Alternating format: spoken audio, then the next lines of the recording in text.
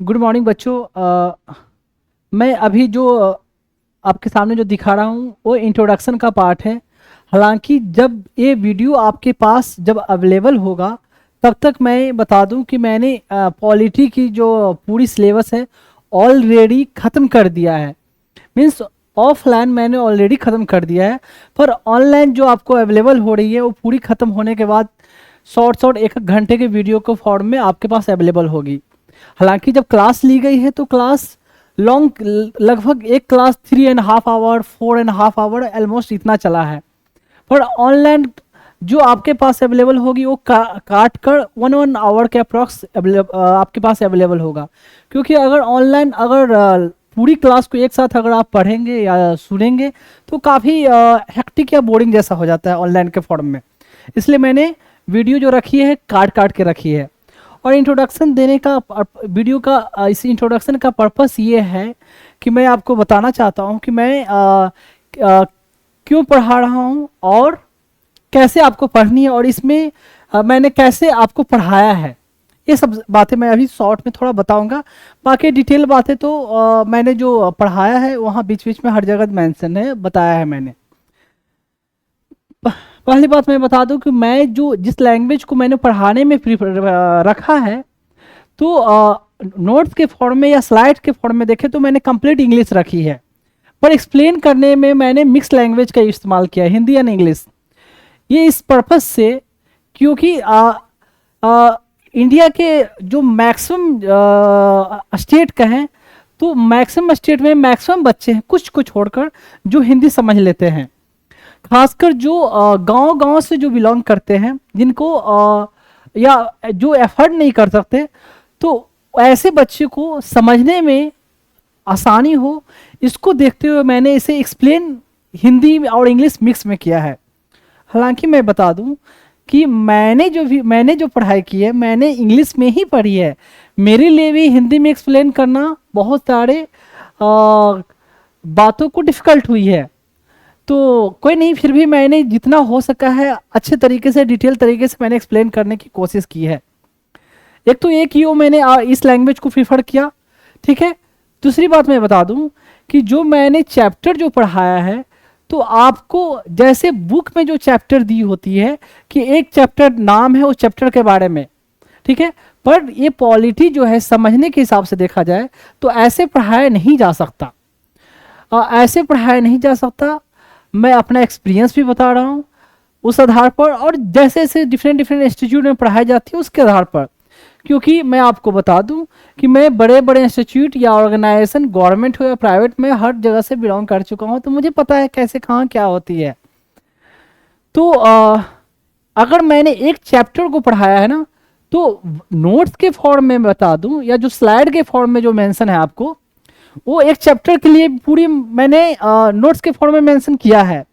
पर एक चैप्टर को पढ़ाते वक्त मैंने डिफरेंट कई चैप्टरों को कवर किया है।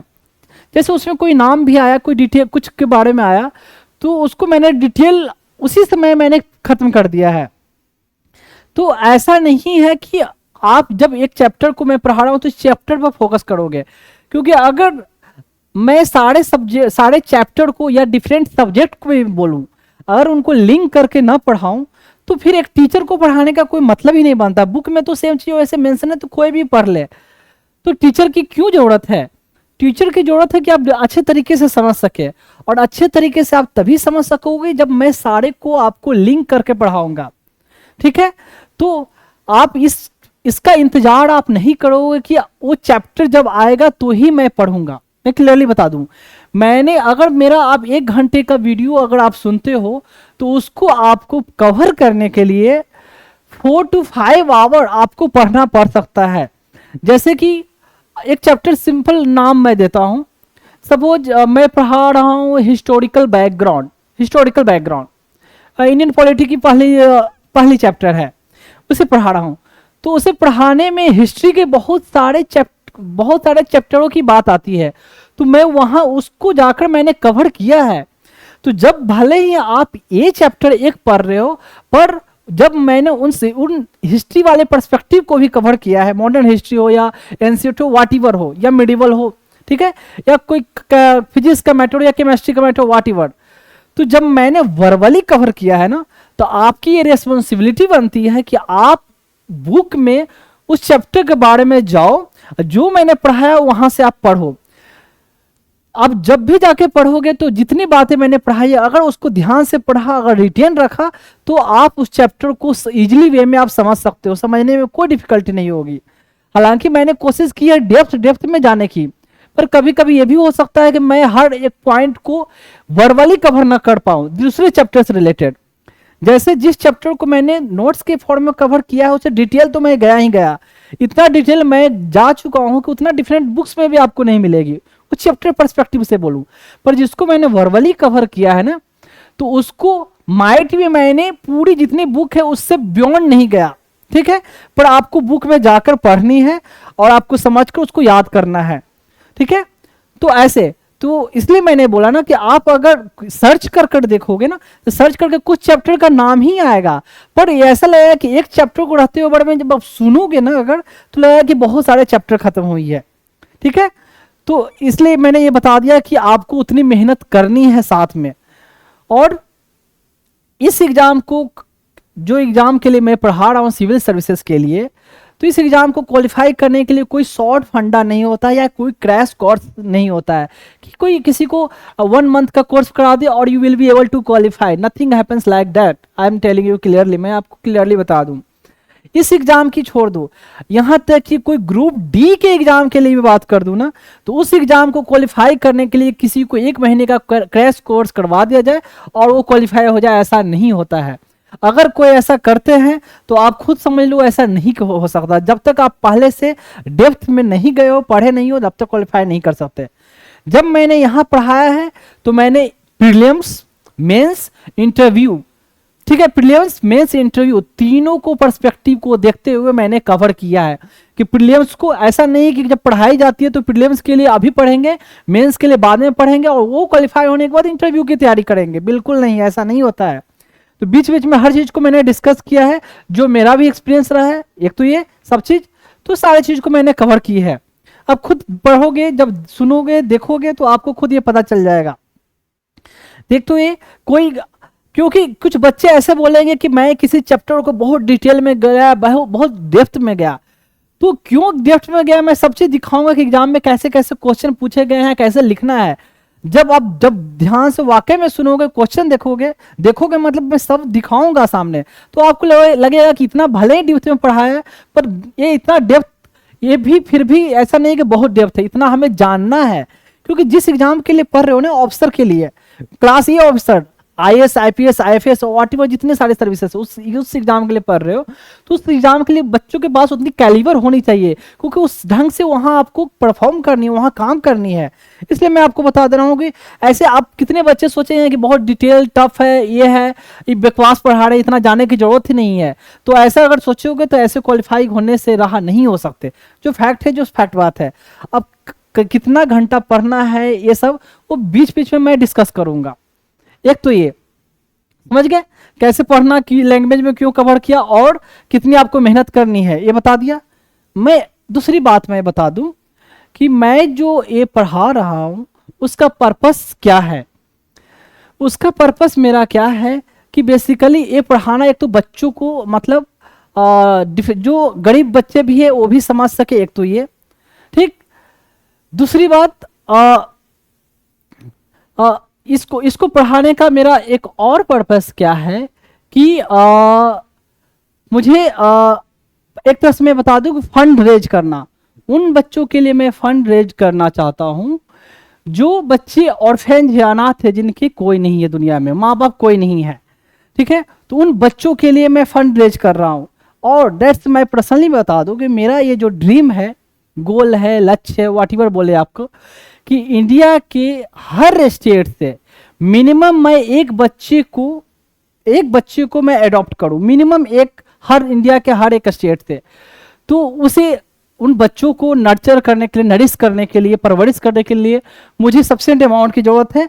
तो उसके लिए एक तो ये पढ़ा रहा हूं ताकि मैं फंड रेज कर सकूं बच्चों के लिए, ठीक है। एक चीज मैं बता दूं कि जो मैं पढ़ाऊंगा तो मैंने जिस टाइप की जो आपको क्वालिटी दी है, आपको ये देने की कोशिश की है, तो आपको अगर किसी इंस्टीट्यूट में आपने पढ़ा होगा या जिन्होंने भी पढ़ा होगा, आप कंपेयर कर लेंगे, मैंने मैक्सिमम से मैक्सिमम बेस्ट से बेस्ट देने की कोशिश की है। ठीक है, तो ऐसा नहीं है कि मैं ही बेस्ट हूँ, बेस्ट तो कोई भी हो सकते हैं, पर डिफरेंट डिफरेंट इंस्टीट्यूट में भी अच्छे तरीके से पढ़ाई जाती है, पर उनका टाइम कंस्ट्रेंट, मतलब टाइम की कमी हो जाती है कि वो 2.5 घंटे या 3.5 घंटे का होता है एक क्लास, मतलब पर डे का क्लास। तो 9 महीने 10 महीने 11 महीने में सिलेबस खत्म करते हैं, तो कैसे खत्म कर पाएंगे? मैं भी रह चुका हूँ वहां से, तो मुझे पता है, पर मेरे पास ऐसा कोई रिस्ट्रिक्शन है नहीं, तो मैंने पूरी डिटेल में पढ़ाई है। तो मैं बता रहा था उन बच्चों को, फंड बच्चों के लिए देखिए, आप कितने लोगों ने मुझे बोला कि आप कितना भी अच्छा पढ़ा लो, आप फंड रेज नहीं कर सकते ऑनलाइन के जरिए। ट्रू, चलो कोई मान लिया भी जाए, पर जिनको ये खुद रियलाइज होगा वो खुद देंगे, कोई कंपलसरी नहीं है। और कि कोई ऐसा मेरे पढ़ाने में ऐसा नहीं है कि जब तक आप लिंक को पेमेंट नहीं करोगे आप आगे देख नहीं सकते। आराम से सबके लिए ओपन है, सब लोग देख सकते हैं, उसमें कोई रिस्ट्रिक्शन नहीं है। तो देने की जब इच्छा हुई, जो मैं काम कर रहा हूँ, मैंने भी कभी नहीं सोचा था कि I will be able to do this thing, या मुझे ये काम करूंगा। जैसे आम लोगों की तरह सबकी होती है कि एक अफसर बनकर बढ़िया से एक अच्छी तरीके से लाइफ गुजारनी है। मैंने भी लगभग जब आप लोग की उम्र में था तो ऐसे ही सोचा था, पर कब लाइफ में क्या चेंज हो जाती है पता नहीं होता, और कब हो जाता है। तो ऐसे जिनको खुद लगेगा अगर ईश्वर ने, खुदा ने, अल्लाह ने, वाहिगुरु ने और जीसस ने जब मुझे ये अपने आप में मन में ये करने के लिए लाया भावना, तो सामने वाले के मन में खुद आ जाएगी।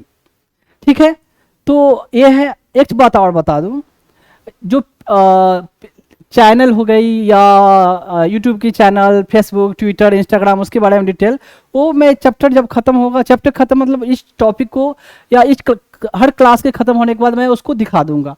और अभी जो वीडियो अब अवेलेबल होगी इंट्रोडक्शन वाली, लगभग ऑलमोस्ट हर क्लास में मुझे ये डालना पड़ेगा, फिर बाद में ऐसा होगा कि मैं नहीं डालूंगा। ठीक है, तो एक तो ये जो भी पेमेंट का ऑप्शन है वो स्क्रीन पर ये यूपीआई आईडी या जो भी आपका हो बार कोड, वो आपको दिख जाएगा। आप जो भी पेमेंट करो, आप एज ए फी पेमेंट करो, भले आपकी मन है या ना माने, नहीं मन है तो मत करो, ये आपकी विश है। ठीक है, लेकिन मैं आपको बता दूं, आप जो भी पेमेंट करें तो मुझे एज ए गुरु मानकर भले ना करे, या फी मानकर ना करे, या करें आपको या फिर भी ना करे, तो ये मान कर करे कि आप एहसान कर रहे हो मुझ पर, आप मान सकते हो, मुझे कोई प्रॉब्लम नहीं है। मीन्स आप ये मान सकते हो कि आपने पेमेंट कर कर विकास कुमार पर एहसान किया, पर मैं आपसे ये रिक्वेस्ट करूंगा, तो उन बच्चों पर ये मानकर आप मत पेमेंट करना कि उन बच्चों पर एहसान कर रहे हो। क्यों मैं आपसे ये बोल रहा हूँ? क्योंकि मैं जो काम कर रहा हूँ ना, मैं एक्सेप्ट ये नहीं करता हूँ कि मैं जो कर रहा हूँ उन बच्चों पर एहसान कर रहा हूँ, बिल्कुल नहीं। हमें ईश्वर ने दिया, खुदा ने, भगवान ने, जीसस ने, वाहिगुरु ने हमें इतनी ब्रेन दी, तो इसलिए मैं ये कर पा रहा हूं। अगर वो नहीं दे पाते तो मैं नहीं कर पाता। ठीक है, तो जो भी दिया हुआ उनका है, इसलिए मैं कर पा रहा हूं। तो इसलिए वो बच्चे बेचारे ऑलरेडी बहुत एहसान में जब रह चुके हैं। एक बच्चे को बिना माँ बाप का पलना बड़ा होना कितना डिफिकल्ट होता है, खुद सोच कर देखो। जब एक बच्चे की माँ चली जाए या 1-2 दिन के लिए, तो कितना बच्चा रोता है, तो उन बच्चों की हालत क्या रही होगी। तो इसलिए आप मुझ पर एहसान मान सकते हो, मानना कोई प्रॉब्लम नहीं है। आई विल एक्सेप्ट डेट, आपने मुझे जो भी दिया, फी दिया, इवन 1 रुपया भी आप देते हो मुझे, तो मैं मानूंगा कि आपने एहसान किया। पर ये मत मानना कि आपने बच्चों पर एहसान किया, क्योंकि वो बच्चे ऑलरेडी एहसान में दबे हुए हैं। एक चीज और, जो भी आप पेमेंट करेंगे वो मैं बाद में दिखाऊंगा, तो उसमें मैं आपसे गुजारिश करूंगा कि आप अपना नाम मेंशन कर देंगे और अपना प्लेस जहां से आप बिलोंग करते हो, and your number if your wish, अगर आपकी विश है तो अपना नंबर उसमें भी मैसेज के साथ डाल सकते हो। नहीं डालना चाहते तो एटलीस्ट नाम एंड प्लेस जहां से आप बिलोंग करते हो। ठीक है, तो ये मेरा पर्पस मैंने बताया, और पर्पस, दोनों पर्पस सारे लोगों के बेनिफिट के लिए। एक चीज और, जो मैंने पढ़ाया है तो सिर्फ ऑफिसर बनने के हिसाब से नहीं पढ़ाया, सिर्फ इसमें मैंने बीच बीच में हर चीज, मैंने लाइफ के हर पर्सपेक्टिव को कवर किया है, कि सिर्फ ऑफिसर बनना नहीं, एक अच्छा इंसान बनना मैंने अपने बच्चों को सिखाया, जो आप लोगों को मैं सिखाया है इस अपने क्लास के जरिए। तो कहते हैं डिफरेंस होता है विद्वान, गुणवान एंड बुद्धिमान। तो किताबें पढ़ के आप विद्वान बन सकते हो, ठीक है, पर गुण के लिए सिर्फ किताबों से गुण नहीं आता, पर कितने लोग ऐसे हैं जिनको विद्या नहीं है पर गुण है, जिसको ज्ञान कह सकते हैं, ठीक है। और बुद्धिमान तो दैट्स अ डिफरेंट पर्सपेक्टिव होता है, चालाक होना। तो मेरा पर्पस है कि मैं अपने बच्चों को विद्वान के साथ साथ बुद्धिमान और जो ज्ञानवान बोलते हैं वो बनाऊं, ठीक है। ज्ञानवान और क्या बोला, बुद्धिमान की बात नहीं करूंगा, एक तो विद्वान की बात कर रहा हूं, ज्ञानवान और गुणवान की बात कर रहा हूं, ठीक है। तो वो सब क्या चीजें होती है डिटेल वहां डिस्कस होगा। तो अभी तक मैंने बताया क्या क्या, ये इंट्रोडक्शन का पार्ट है, बाकी अब धीरे धीरे अब चलते हैं टॉपिक पे, ठीक है। अब देखते हैं यूनियन पब्लिक सर्विस कमीशन।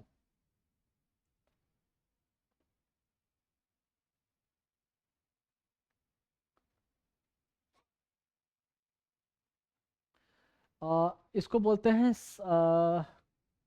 संघ लोक सेवा आयोग, हिंदी में संघ लोक सेवा आयोग बोला जाता है। इसके लिए जो आर्टिकल मेंशन है वो है आपका सर्विसेज। जब कॉन्स्टिट्यूशन में एक है चैप्टर पार्ट है, पार्ट 14 में सर्विसेज का मेंशन है, पार्ट 14 सर्विसेज, और part 14 A tribunal and 15 election. तो जिसके लिए जो कंसर्न आर्टिकल है कम से कम इतना पता होना चाहिए, 315 से लेकर 323 में यूनियन पब्लिक सर्विस कमीशन का चर्चा है। अब थोड़ा इसके बारे में देख लें। कहते हैं क्या,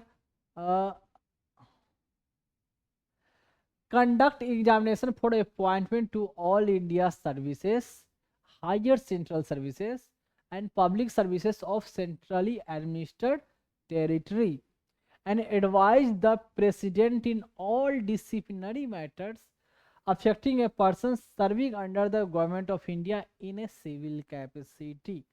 ये तो थोड़ा बहुत हुआ, अब थोड़ा बहुत डिटेल में दिखा दूं। देखिए ये जो है ऑल इंडिया सर्विसेज के लिए, जैसे ऑल इंडिया सर्विसेज में क्या है, civil IAS IPS and IFS। IFS कौन, इंडियन फॉरेन सर्विस नहीं, इंडियन फॉरेस्ट सर्विस है IFOS। तो IFOS Indian forest service IFS बोलते हैं उसको। तो ये हुआ। उसके अलावा हायर सेंट्रल सर्विसेज, तो ये ऑल इंडिया सर्विस है। उसके अलावा और भी जो सर्विसेज, सिविल सर्विसेज जो एग्जामिनेशन है उसका, जो आप जानते हो सब, आप बोलो रेलवे ट्रैफिक सर्विसेज हो गया आपका, आप रेवेन्यू सर्विसेज हो गया, audits, defence services, audit services, combined medical services, engineering services, economic services, यहाँ तक NDA के एग्जामिनेशन ये, एंड और कह सकते हो यूनियन टेरिटरी के लिए जो कुछ पोस्ट के लिए उसके लिए कंडक्ट करवाती है। उसके अलावा अब तो बहुत सारे देखते हैं क्या, यहाँ तक कि नर्सेज के लिए भी एग्ज़ाम कंडक्ट करवाने लगे है, अगर सेंटर ने इनको कुछ डायरेक्शन दिया कि हाँ इनके लिए भी आप एग्ज़ाम कंडक्ट करवाओ। तो बेसिकली क्या है, कई ये ग्रुप A पोस्ट के लिए and also group B post के लिए, ग्रुप B पोस्ट तो नहीं, मतलब हाँ ग्रुप B पोस्ट कर सकते हो, उनके लिए ये एग्जामिनेशन कंडक्ट करवाती है। Group C and group D post के लिए नहीं। जैसे कि कुछ के लिए बटा हुआ कि SSC कुछ group C and group D post के लिए, या उसमें भी ग्रुप B पोस्ट है तो उसके लिए SSC कंडक्ट करवाती है सेंटर लेवल पर। बाकी बैंक वाले जो है अपना एग्ज़ाम कंडक्ट करवाते हैं। तो इनका काम है एग्ज़ाम कंडक्ट करवाना। साथ में अगर किसी दूसरी स्टेट सर्विस कमीशन ने भी कुछ अगर इनसे कुछ रिक्वेस्ट हेल्प मांगी तो ये उनको हेल्प प्रोवाइड कर सकते हैं, या कुछ सजेशन दे सकते हैं, या अपना एडमिनिस्ट्रेटिव एक्सपीरियंस उनको दे सकते हैं, ऐसा तो इनका काम है। इसके साथ देखें, जो पर्सन जो अपॉइंटेड है, सिविल सर्वेंट कहने का मतलब, या और भी जो सर्विसेज में अपॉइंटेड है, अगर प्रेसिडेंट चाहे तो उनसे एडवाइस ले सकती है, या गवर्नमेंट चाहे तो इनसे एडवाइस ले सकती है। किस पे, उनके प्रमोशन के रिगार्डिंग इनसे कुछ मैटर हो तो इनसे एडवाइस लिया जा सकता है, ट्रांसफर से रिगार्डिंग उनका हो तो इनसे एडवाइस लिया जा सकता है UPSC से, या उस पर कोई डिसिप्लिनरी एक्शन लिया गया, ठीक है, तो उस पर भी UPSC से एक एडवाइस लिया जा सकता है, सलाह लिया जा सकता है।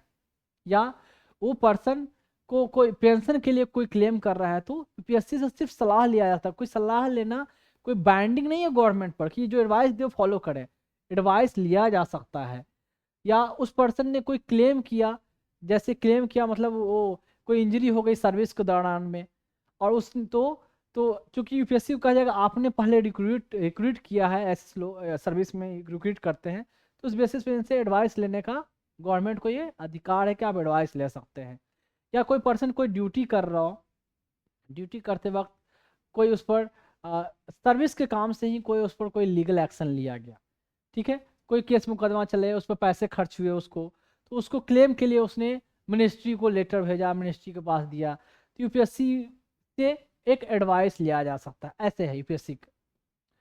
तो यूपीएससी का एक काम है, यूपीएससी के जो मेंबर जो होंगे ना, कम से कम कहा गया है क्या कि आधे मेंबर कम से कम ऐसे रहेंगे जिनको कम से कम 10 साल का कम से कम एक्सपीरियंस, कोई ना कोई सर्विसेज में एक्सपीरियंस रहा हो, स्टेट सर्विसेज में या सेंट्रल सर्विसेज में।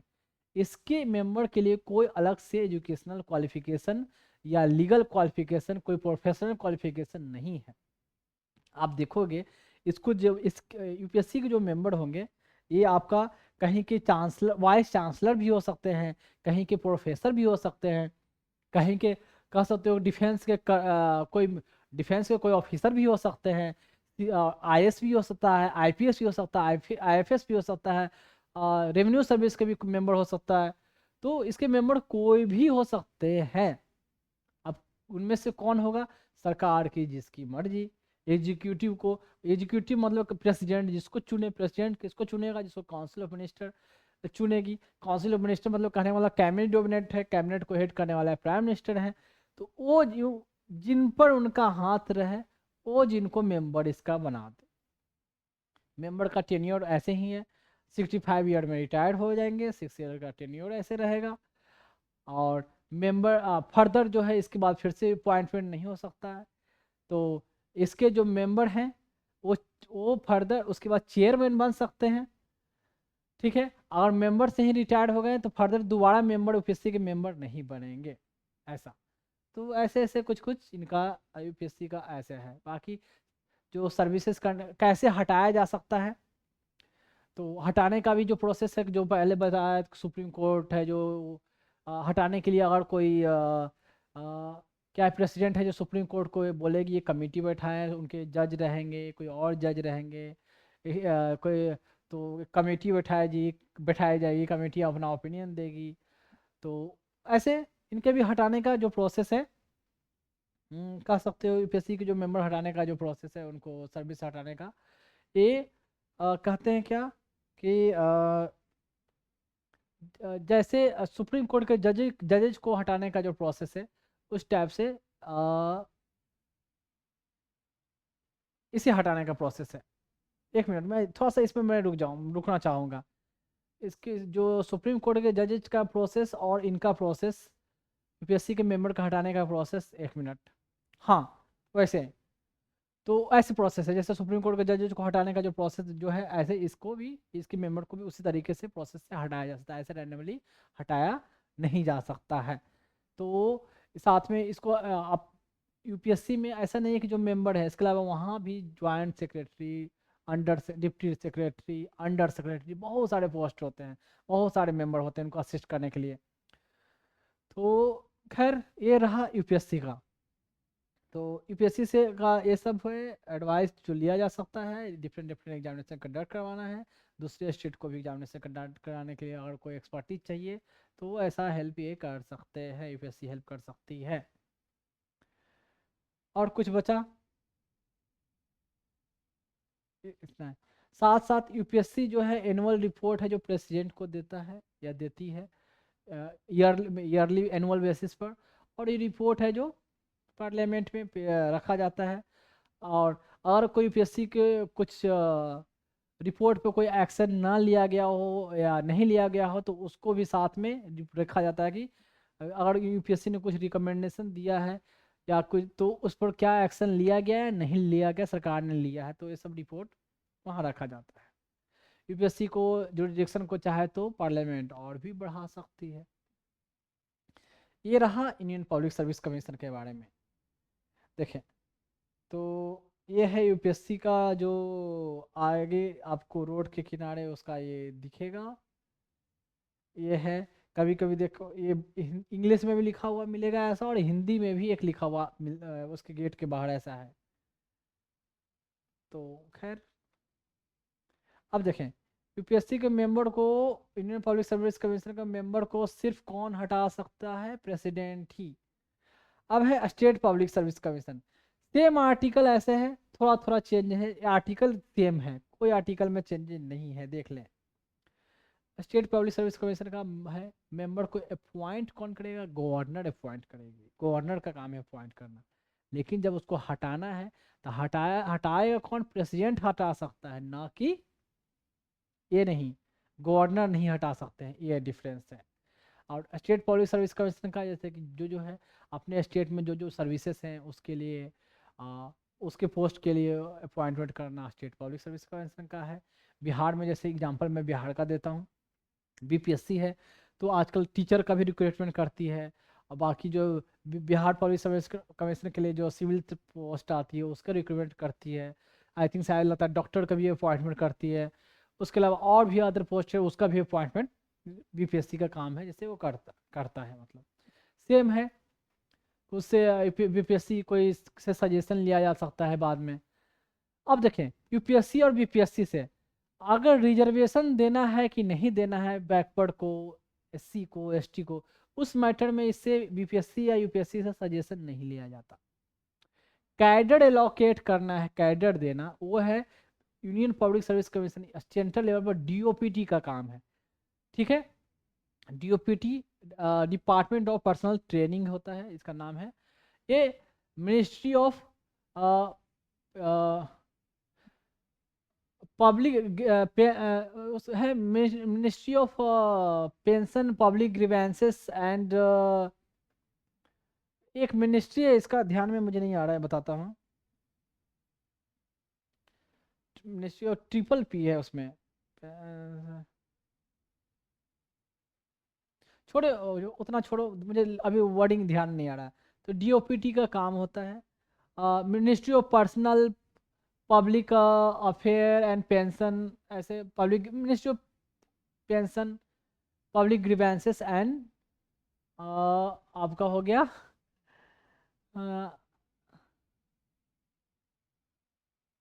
छोड़ो, ध्यान में लफ्जों से बार बार ही मिस कर जा रहा हूँ।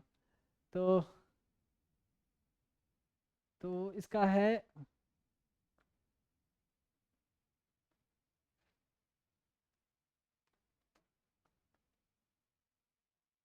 देखें,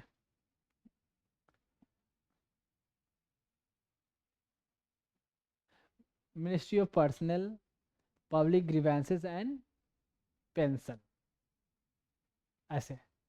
तो उसका काम है कैडर एलोकेट करना, ट्रेनिंग करना, सर्विसेज के लिए क्या कंडीशन होगी वो सब चीज़ को डिसाइड करना डीओपीटी का काम होता है। तो स्टेट लेवल पर वैसे ही उसके लिए भी स्टेट लेवल पर भी ऐसे ही और अपने अपने स्टेट लेवल का डिफरेंट डिफरेंट के लिए ऐसे एक कह सकते हो कि ऑर्गेनाइजेशन होती है या डिपार्टमेंट होती है, उनका काम है कैडर का एलोकेट करने का, ना कि स्टेट पब्लिक सर्विस कमीशन या यूनियन पब्लिक सर्विस कमीशन का होता है। तो देखें, तो दोनों में थोड़ा सा क्या था कि मेंबर को तो अपॉइंट गवर्नर करेगी, लेकिन रिमूव करने का काम प्रेसिडेंट का है। अब बाकी जो है आप कह सकते हो कि सर्विस कंडीशन, इंडिपेंडेंस कैसे दिया गया है, कैसे उनको, और हाँ इनका जो सैलरी है वो भी कंसोलिडेटेड फंड से आएगा। तो ये सब प्रोविजन है UPSC and state public service commission का।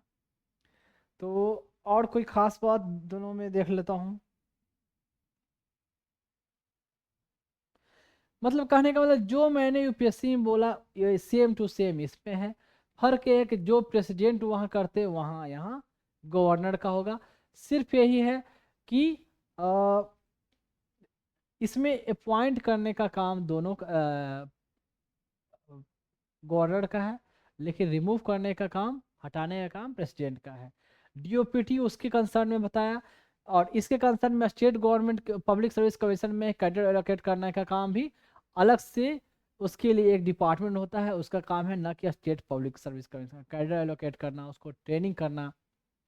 या अगर यूपीएससी और या state public service commission exam conduct करवाकर किसी को सपोज रिजल्ट डिक्लेयर कर दिया, तो इसके बाद उससे सीट मिलेगी या नहीं मिलेगी, ये काम इनका काम नहीं है, वो काम है फर्दर डीओपीटी का स्टेट सेंटर लेवल पर, कि उनको मेडिकली चेक करेगी, करवाएगी, उसके बाद और भी क्राइटेरिया कोई फुलफिल नहीं होते हैं तो उसके बेसिस पर चाहे तो इनका काम है एग्जाम ले लिया हमने, कैंडिडेट सिलेक्ट किया और लिस्ट आपको दे दिया, आप इनको और डिटेल स्क्रूटिनाइज करना है या कैडर एलोकेट करने के लिए क्या करना है, क्या ट्रेनिंग करना है और क्या क्राइटेरिया देखना चाहते हो, फिर बाद में आप देखो। यूपीएससी या स्टेट पीएससी का काम, स्टेट पब्लिक सर्विस का काम, पब्लिक सर्विस कमीशन का काम एग्जाम कंडक्ट करवाने तक ही सीमित होता है। बाकी जो जुरिडिक्शन है एडवाइजरी जुरिडिक्शन है, सलाह लेने का जुरिडिक्शन है। इसके साथ साथ देखें एक होता है ज्वाइंट पब्लिक सर्विस कमीशन। वो ज्वाइंट पब्लिक सर्विस कमीशन क्या होता है, क्या वो कहीं ना कहीं वो भी है जो इंडिपेंडेंट, वो कॉन्स्टिट्यूशनल बॉडी नहीं है। कहने का मतलब वो जब रिक्वायरमेंट हो, जब ज़रूरत हो, दो स्टेट जाके गवर्नमेंट से रिक्वेस्ट कर सकते हैं कि हमें, हम दोनों स्टेट के लिए आप कोई कमीशन बनाए जो हमारे स्टेट के लिए सर्विसेज का एग्ज़ाम कंडक्ट करवाए। तो ऐसे केस में प्रेसिडेंट अपॉइंट करती है, प्रेसिडेंट ही उनको हटा सकती है। लेकिन वो जब रिपोर्ट कभी उनको रिपोर्ट अगर कुछ एनुअल रिपोर्ट बनाएंगे तो रेस्पेक्टिव जो गवर्नर होंगे कंसर्न स्टेट के उनको देंगे, वो अपने असेंबली में वहाँ पुट करेंगे और उस पर डिस्कशन होगी ऐसे। तो ये है ज्वाइंट पब्लिक सर्विस कमीशन का। तो जब खुद का पब्लिक सर्विस कमीशन आपका एलिजिबल, इस लायक नहीं हो, आपका उस लायक क्वालिटी नहीं हो या जो भी एडमिनिस्ट्रेटिव रीजन हो, तो आप या पर्स आपके उतने नंबर ऑफ एम्प्लॉय कम हो या करप्शन ज़्यादा हो, तो स्टेट रिक्वेस्ट करती है उस समय, तो प्रेसिडेंट है जो एक commission joint public service commission को अपॉइंट करती है। ये हुआ ज्वाइंट पब्लिक सर्विस कमीशन का, ये स्टेट पब्लिक सर्विस कमीशन, ये यूनियन पब्लिक सर्विस कमीशन।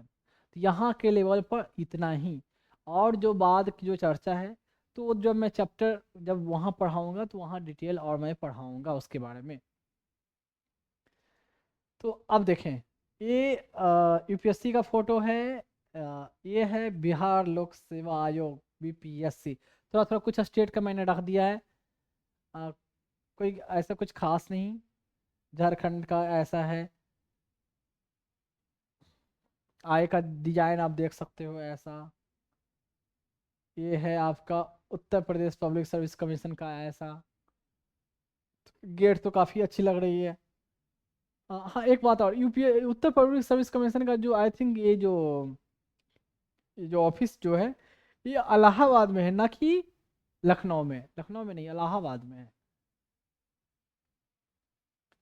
ये है एमपी का ऐसे, बिल्कुल सिंपल लग रहा है। मध्य प्रदेश का पब्लिक सर्विस कमीशन का ऐसा, और छोटा हो जाओ थोड़ा। ये है कर्नाटका, साउथ इंडिया की जो बिल्डिंगें रहेगी ना, मस्त मस्त अच्छी बिल्डिंग रहती है। ये है अपना कर्नाटका का पब्लिक सर्विस कमीशन।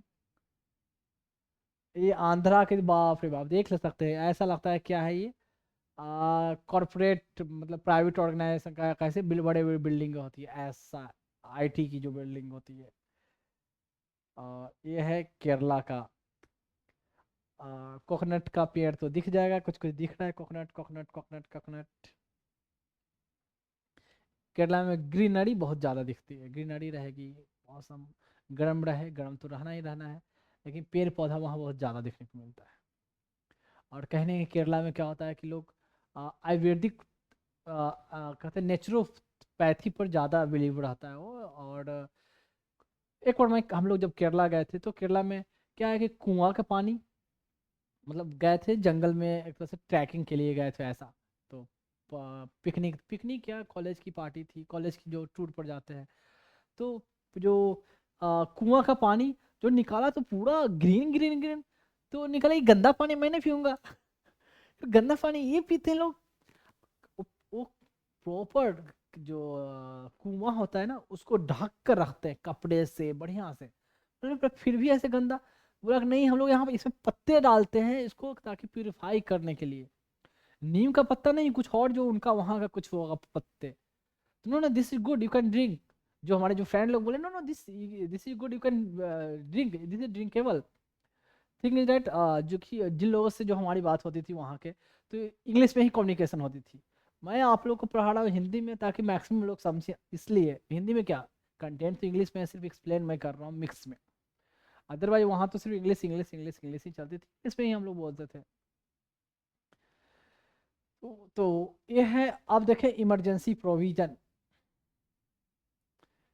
ये है थोड़ा बड़ा टॉपिक है इमरजेंसी प्रोविजन, पर थोड़ा थोड़ा धीरे धीरे मैं बता देता हूँ। देखिए, इसको बोलते हैं आपातकालीन। इमरजेंसी का मतलब होता है आपातकालीन।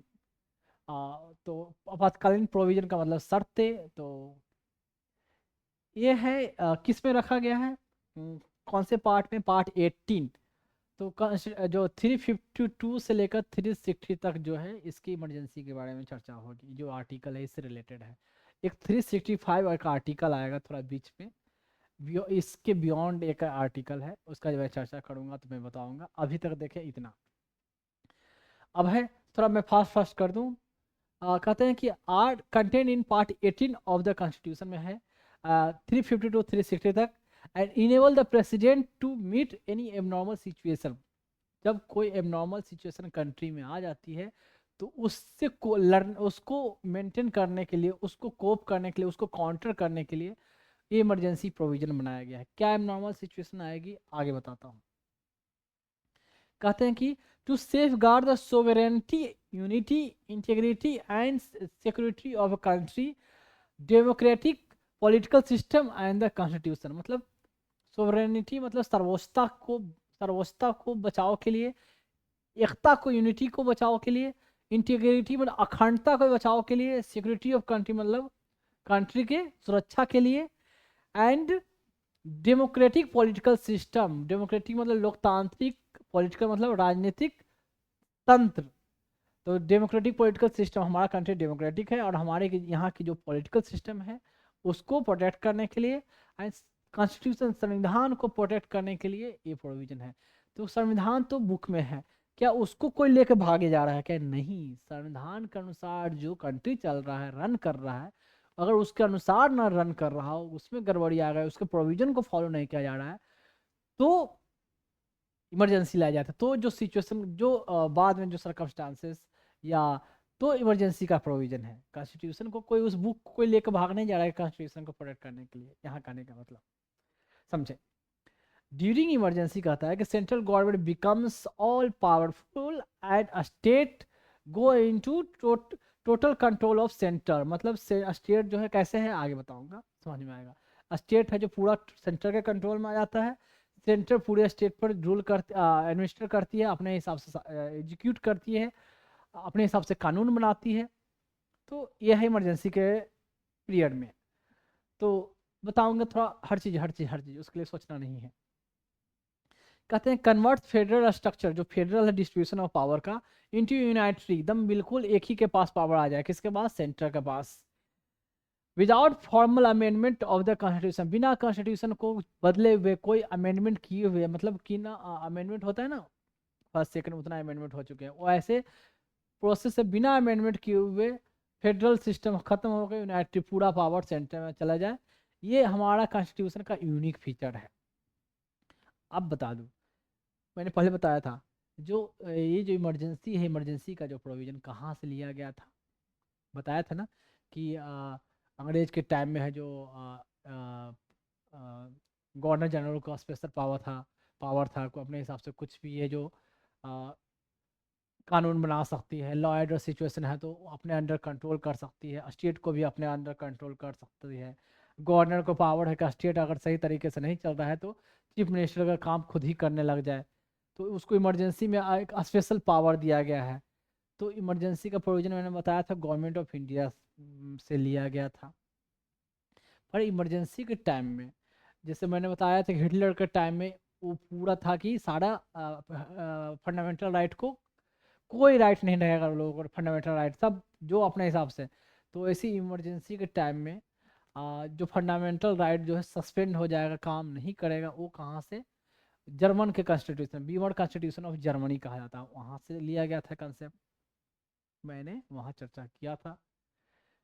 तो खैर, तो ये अब देखें इंडिया में जब इमरजेंसी एक बार 1975 जब कहोगे 75 में जब आया इमरजेंसी, इंदिरा गांधी कांग्रेस की गवर्नमेंट लीड कर रही थी, इंदिरा गांधी गांधी जो इमरजेंसी लाई थी। तो उस समय का ये पिक्चर है, पेपर में कैसे कैसे न्यूज में आती आया करता था कि देखें इमरजेंसी जब डिक्लेयर हुआ, मुरारजी, उधर जो नाम लिखा हुआ है जेपी जयप्रकाश नारायण, मुरारजी देसाई, अडवाणी, अशोक मेहता एंड वाजपेयी, इन लोगों को अरेस्ट कर दिया गया। ये अपोजिशन के लीडर थे, इनके कहीं ना कहीं अपोज में थे। ये अशोक मेहता कमेटी, जब पंचायती राज बताऊंगा तो उसमें अशोक मेहता का नाम आएगा, ये भी एक पॉलिटिशियन थे। तो 1977 में पंचायती राज को इम्प्रूवमेंट करने के लिए, पंचायत को सुधार करने के लिए एक कमेटी बनाई गई थी, उसमें अशोक मेहता जो का नाम आएगा बाद में। बाकी वाजपेयी जी को जानते ही हो, मोरारजी देसाई को जानते ही हो, अडवाणी को तो जानते ही हो, और जयप्रकाश नारायण। तो ये सब ऐसे ऐसे देखिए, थोड़ा पिक्चर है, इंदिरा गांधी है, उस समय देखिए हमारे मदर टेरेसा उस समय भी पॉपुलर थी भाई। तो ये है इनका भी उसमें। अब इसमें मैं डिटेल अभी नहीं जाऊंगा कि इसमें क्या लिखा हुआ है, छोड़ो, उसमें जाने की जरूरत नहीं है, बस ये दिखाया है मैंने। थोड़ा बड़ा कर दो, ये रहा। अब देखिए, और थोड़ा डिफरेंट पेपर का कटिंग है, जिसमें मेंशन है कि रात में सुनो, सारे अपोजिशन को एक बार में पकड़कर जेल में डाल दिया गया, ये है कुछ पेपर का कटिंग है। जेपी, मोरारजी देसाई, ये अशोका मेहता, कई पेपर में सबके हेडलाइन में एक ही नाम, एक ही नाम, एक ही नाम। President proclaims national emergency, security of India threatened by internal disturbance। Internal disturbance से थ्रेटन है। गवर्नमेंट ने ये एक्सप्लेन किया, इंदिरा गांधी ने ये बोला कि भाई कुछ लोग हैं जो पुलिस को भड़का रहे हैं और सिस्टम के अगेंस्ट जा रहे हैं, ये। अब देखें यहाँ अब शुरू होता है थोड़ा ये। हाँ जी, तो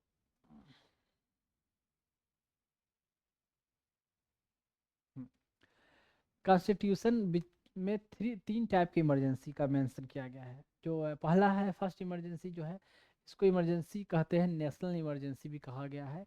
आर्टिकल मेंशन है इसमें 352, 352, हाँ। तो इसमें कहा गया है कि इमरजेंसी ड्यू टू वार, आक्रमण हुआ बाहर से, आ, युद्ध हुआ, एक्सटर्नल एग्रेशन, बाहर से कोई आक्रमण हुआ, घुसे जा रहे हैं, ठीक है। और देखिए, वार और एक्सटर्नल एग्रेशन क्या है। वार तो दो कंट्री में, कोई जरूरी नहीं कि आप उसके टेरिटरी में घुस गए, वो आपके टेरिटरी में घुस गए, इधर से आप अटैक करो, उधर से आप, वार, युद्ध। एक्सटर्नल एग्रेशन, बाहर से कोई आक्रमण कर, चढ़ाई कर दिया आप, एक्सटर्नल एग्रेशन। और आर्म्ड रिवेलियन, मतलब होता है कि शस्त्र से विद्रोह कर दिया, शस्त्र के साथ। तो तो उसको बोलते हैं, उस ग्राउंड पर अगर इमरजेंसी लाया जाता है तो उसको बोलते हैं नेशनल इमरजेंसी। पहले मैं थोड़ा रीड कर दूँ, बाकी मैं फिर बताऊंगा अभी। अब देखें, सेकंड पर है emergency due to failure of constitutional machinery. तो कॉन्स्टिट्यूशनल मशीनरी का फेलियर हुआ, कहते हैं इन द स्टेट। एक मिनट, एक मिनट, एक मिनट, मेरा ए पेन, हाँ। Emergency due to failure of constitutional machinery in the state, और failure to comply with the direction of the centre. तब क्या होगा, मैं थोड़ा और डिटेल बताऊंगा अभी। मैं तो बता दूं, ये भले इतना आगे आपके सामने रीड कर देता हूँ। तो ये हुआ, इस ग्राउंड पर जब इमरजेंसी आया तो ये इमरजेंसी नहीं है, ये हुआ प्रेसिडेंट रूल का सिनेरियो।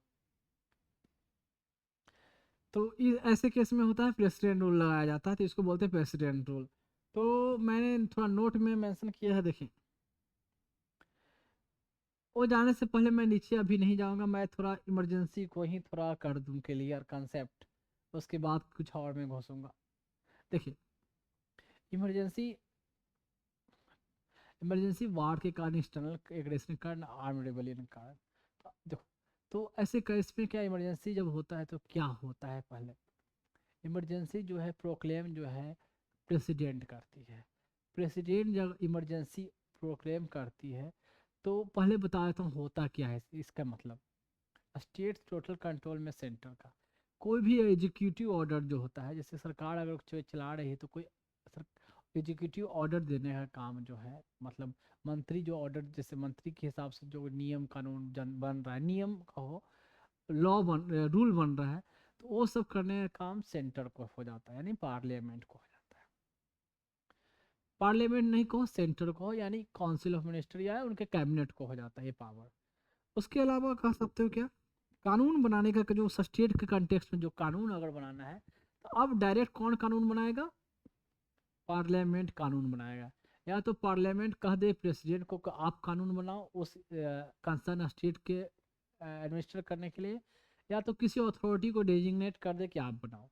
अगर प्रेसिडेंट कानून बनाती है, ठीक है, तो आ, तो ऐसा कुछ नहीं, प्रेसिडेंट या वो पार्लियामेंट या किसी अथॉरिटी को कानून बनाने का, कानून बनाएगा। तो फिर अब जो सेंट्रल सब्जेक्ट पर तो पार्लियामेंट को पावर है ही, जो स्टेट का जो सब्जेक्ट है ना, उस पर भी ये बनाएगा कौन, प्रेसिडेंट बनाए या कोई अथॉरिटी जो है, और या सेंट्रल को पावर, स्टेट लिस्ट पे भी हो गया पावर कानून बनाने का। ये हुआ लेजिस्लेटिव पावर, एजुकेटिव पावर। और है जो फाइनेंशियल पावर में क्या हो गया कि पैसा कितना एलोकेट करना है सेंटर से स्टेट को जो मिलता था, अब चाहे तो ज़्यादा एलोकेट करे, कम एलोकेट करे, पूरा सेंटर के हाथ में है कंट्रोल। ठीक, law order, law and order जितना सिचुएशन है, बिल्कुल direct of centre rule, centre के द्वारा एडमिनिस्टर किया जाएगा।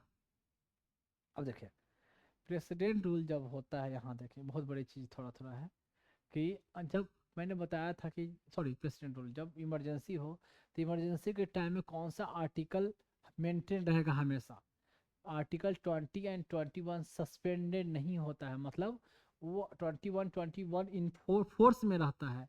यानी 20 आर्टिकल 20 के अंदर जो राइट मिले हुए हैं, फंडामेंटल राइट, वो इन फोर्स रहेगा। वो कहने का मतलब, अगर वो इन्फ्रिंजमेंट, वो वायलेशन हुआ, तो आप कोर्ट में पहुंच सकते हो। 21 का वायलेशन हुआ तो मतलब, 20 क्या है, कन्विक्शन के रिगार्डिंग राइट था ना, तो प्रोटेक्शन विथ रिस्पेक्ट टू जो कन्विक्शन, मतलब किसी को किसी क्राइम के लिए कन्विक्टेड नहीं किया जा सकता, रिट्रोस्पेक्टिव कोई कानून नहीं बना सकता है, बनाया जा सकता, जितना सजा है उससे ज़्यादा नहीं दिया जा सकता, 2 क्राइम के लिए सजा, ये सब मैंने पढ़ाया था ना। तो वो जो इन्फोर्स रहेगा आर्टिकल 20 में जो protection of life and personal liberty, या right to life with liberty, right to life with dignity, बाकी लंबी चौड़ी जो लिस्ट है आर्टिकल 20 वाली, वो मेंटेन रहेगी। बाकी अदर जो राइट है, फंडामेंटल राइट, वो सस्पेंड हो जाएगा, वो इन्फो नहीं रहेगा। लेकिन लेकिन देखिए, ये देखिए, इसमें थोड़ा बहुत डिटेल है, लेकिन अगर कोई नेशनल इमरजेंसी, वार और एक्सटर्नल एग्रेशन, मतलब वार और एक्सटर्नल एग्रेशन के बेसिस पर लगाया, पर आर्म्ड रिवेलियन के आधार पर लगाया कि शस्त्र के साथ जो लोग विद्रोह कर रहे हैं, आर्म्ड रिवेलियन, अपने लोग शस्त्र के साथ विद्रोह कर रहे हैं, तो ऐसे केस में 20-21 तो है ही, एक 19 आर्टिकल 19 भी जो है ना, वो भी अपना प्रिजर्व रहेगा, वो सस्पेंड नहीं होगा। मतलब इस आधार पर, आर्म रिवेलियन के आधार पर अगर इमरजेंसी लगाई गई, तो आपको कौन सा 20-21 तो राइट मिलेगा ही, लेकिन आर्टिकल 19 का भी जो राइट है, उसके अंदर जो प्रोविजन है, freedom of speech, expression, assembly, association, movement, residence, profession, उसका जो राइट है, वो भी राइट आपका रिजर्व रहेगा, मिलेगा। उसको इन्फोर्स करने के लिए आप कोर्ट में जा सकते हो। ये ऐसा सरकार कानून नहीं बना सकती कि जिसमें ऐसे ऐसे राइट का उल्लंघन हो। कहने का मतलब ये हुआ फंडामेंटल राइट से रिलेटेड, अभी तक इतना ही। अब कोई है जो कहते हैं क्या कि इमरजेंसी डिक्लेयर होता है। इमरजेंसी डिक्लेयर या तो किसी स्टेट में हो सकता है, स्टेट के किसी पार्ट में, या पूरे कंट्री लेवल पर भी। ये हुआ इमरजेंसी। इमरजेंसी जब डिक्लेयर करना हो, तो सिर्फ कम से कम प्रेसिडेंट यूनिलैटरली अपने बोलकर प्रेसिडेंट मतलब प्राइम मिनिस्टर सिर्फ प्रेसिडेंट को बोलकर के आप इमरजेंसी लगा दो, नहीं, कैबिनेट का डिसीजन होना चाहिए। कैबिनेट के मेंबर जो होंगे उनका सिग्नेचर होना चाहिए। कैबिनेट कौन होता है? काउंसिल ऑफ मिनिस्टर, जो मंत्रिमंडल होता है उसमें भी जो इम्पोर्टेंट पोर्टफोलियो उनको कैबिनेट डिजिग्नेट किया जाता है, जैसे home, defence, finance, railway, road and transport. तो ऐसे ऐसे जो कुछ मिनिस्ट्री हैं उनको कैबिनेट मिनिस्ट्री डिजिग्नेट किया जाता है, तो इनका सिग्नेचर चाहिए। जब इंदिरा गांधी ने एक इमरजेंसी लाया था तो उसमें कैबिनेट का कोई सिग्नेचर नहीं था, यूनिलेटरली उसने प्रेसिडेंट को डायरेक्शन दिया कि आप है जो इमरजेंसी प्रोक्लेम करें। जब इमरजेंसी डिक्लेयर किया जाता है तो उसके 1 महीना के अंदर होता है कि पार्लियामेंट को है जो अप्रूव करना पड़ता है कि हाँ इमरजेंसी चल रहेगी। अभी इमरजेंसी का अभी इमरजेंसी देश में इन्फोर्स में रहेगा या नहीं। अगर पार्लियामेंट ने एक महीना के अंदर दिया, 1 महीना के अंदर कुछ पार्लियामेंट ने अप्रूव नहीं किया तो इमरजेंसी खत्म हो जाएगी। ये है। अगर बीच में कोई सेशन वेशन पार्लियामेंट का, लोकसभा नहीं है, राज्यसभा तो हमेशा रहेगा ही, तो सेशन नहीं चल रहा हो, जब सेशन चले तो सेशन चलने के 30 दिन के अंदर अंदर तक उसको दे देना है। अगर ना दिया तो इमरजेंसी खत्म। अब देखिए, इमरजेंसी एक बार में 6 महीना तक ही एक्सटेंड आगे किया जाता है। फिर करना है तो फिर पार्लियामेंट को ऐसे अपना अप्रूवल, तब अप्रूवल। और भी सिंपल मेजोरिटी नहीं, स्पेशल मेजोरिटी से पार्लियामेंट डिसाइड करेगी, लोकसभा राज्यसभा, तो ही कह सकते हो कि इमरजेंसी एक्सटेंड कर किया जा सकता है। तो ये तो है इमरजेंसी। अब है तो ऐसे करके नंबर ऑफ टाइम्स है जो, कई टाइम है जो एक्सटेंड किया जा सकता है इमरजेंसी को। अब देखें, अ, और इमरजेंसी अगर ख़त्म करना है तो उसके लिए क्या है प्रोसीजर है।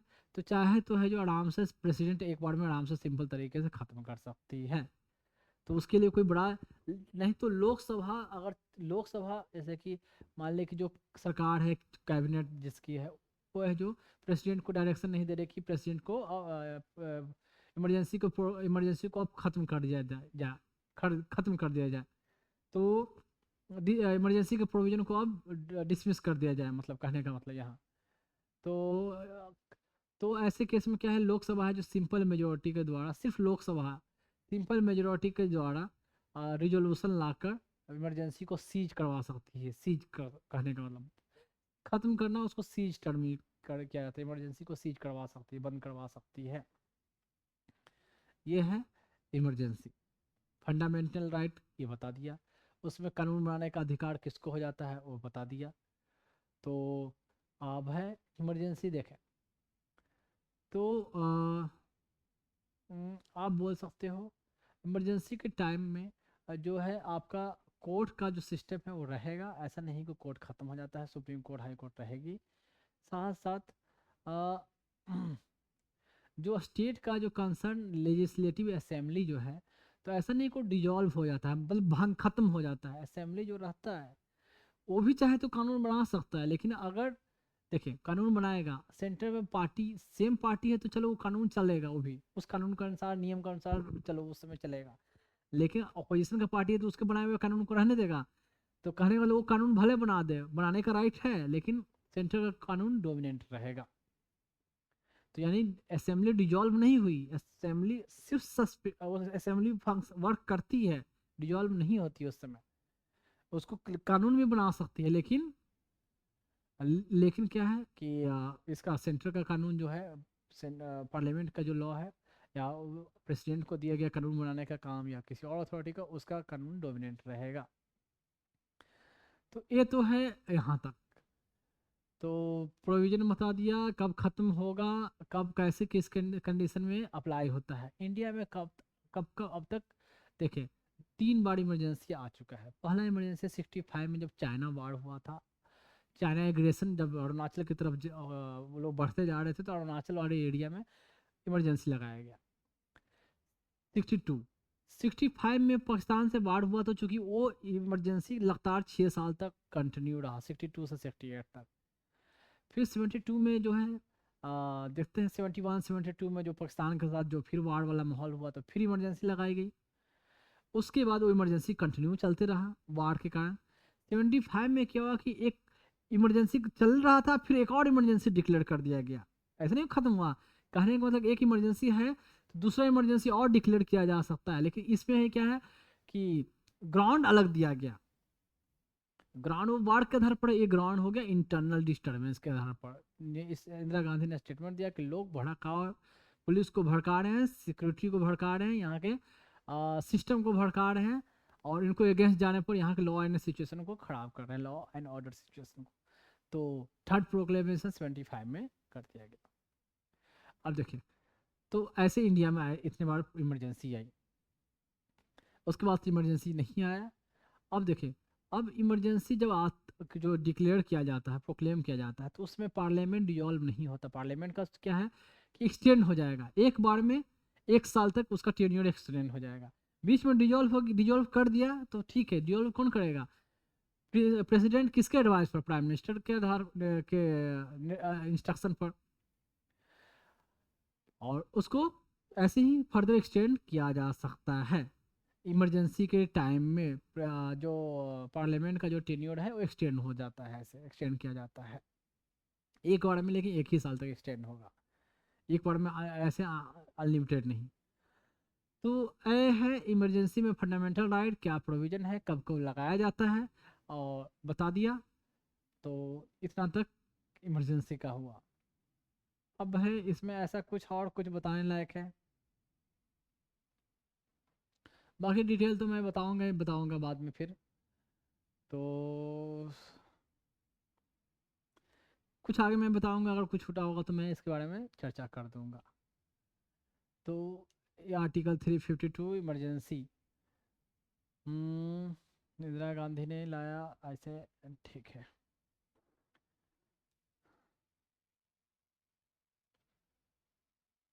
अब देखें कैसे लाया जाता है, कैसे सीज करवाया जाता है, मतलब ख़त्म करवाया जाता है इमरजेंसी को, वो भी बताया।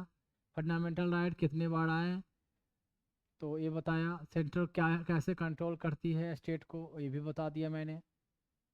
तो ये है। अब देखें, फंडामेंटल राइट तो सस्पेंड हो जाता है, लेकिन कहते हैं क्या कि उनका इमरजेंसी के टाइम में ये कोई जरूरी नहीं है कि 20-21 के अलावा 20-21 को छोड़कर सब सस्पेंड हो जाएंगे। उसमें पार्टिकुलरली प्रेसिडेंट ये नोटिफाई भी कर सकती है कि सिर्फ इस इमरजेंसी में सिर्फ ये फंडामेंटल राइट सस्पेंड होंगे, ठीक है, और सिर्फ इतने ही पीरियड तक सस्पेंड होंगे, और सिर्फ इतने ही एरिया तक, इतना तक प्रेसिडेंट को पावर है। तो रेंडमली एग्जाम में आंसर आ जाए तो कि प्रेसिडेंट नेशनल इमरजेंसी टाइम में अगर क्वेश्चन आए, ऐसा क्वेश्चन आए कि except 20 and 21 all fundamental rights are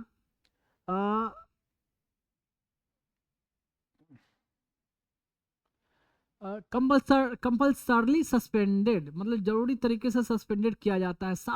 ये दो को छोड़कर सारे फंडामेंटल राइट सस्पेंडेड हो जाते हैं तो नहीं, उसमें चाहे तो ये दो को छोड़कर स्पेशल मेंशन कर सकती है प्रेसिडेंट के, सिर्फ इसके अलावा और ये सस्पेंड हो सकते हैं, बाकी इन्फोर्स रहेंगे, ये कहने का मतलब हुआ। तो मेंशन प्रेसिडेंट को प्रोक्लेमेशन नहीं मेंशन स्टार्टिंग में करना हुआ कि इस इमरजेंसी में इस एरिया में इस पीरियड तक ही इतने इतने इतने ही सिर्फ फंडामेंटल राइट सस्पेंडेड होंगे, जैसे 14 16 17 25 26 सिर्फ यही सस्पेंडेड होंगे, बाकी फंडामेंटल राइट रहेंगे। अगर बोला कि सारे फंडामेंटल राइट सस्पेंडेड होंगे, इसका मतलब एटलीस्ट 20 and 21 रहेंगे ही रहेंगे। 19 कब रहेगा? जब इंटरनल डिस्टर्बेंस का आधार पर किया तो 19 भी रहेगा। ये हुआ। तो ये है नेशनल इमरजेंसी। अब देखें, एक जो है बताया 356 365 वाली बात, ये है प्रेसिडेंट रूल के बाद कहा जाता है। ये है वो इमरजेंसी नहीं है, इसका इमरजेंसी का मतलब होता है प्रेसिडेंट रूल। देखिए प्रेसिडेंट रूल दो आर्टिकल है इसके लिए। पहला है, एक तो 355 आर्टिकल है, इससे पहले ये होता है, मेंशन करता है कि सेंटर का ये कॉन्स्टिट्यूशनल ऑब्लिगेशन है कि किसी भी स्टेट को इंटरनल डिस्टरबेंस या एक्सटर्नल एग्रेशन से प्रोटेक्ट करे। स्टेट को प्रोटेक्ट करना सेंटर की रेस्पॉन्सिबिलिटी है। ये आर्टिकल 355 में मेंशन है।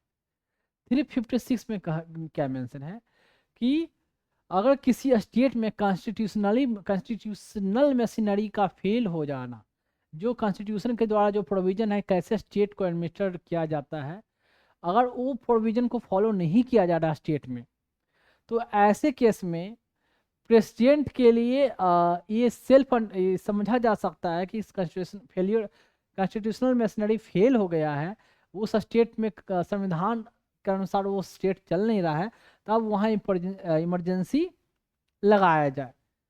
तो ये हुआ 356 में। तो कॉन्स्टिट्यूशनल मशीनरी नहीं फेल हुआ और इमरजेंसी और प्रेसिडेंट रूल इम्पोज किया जाए या प्रोक्लेम किया जाए।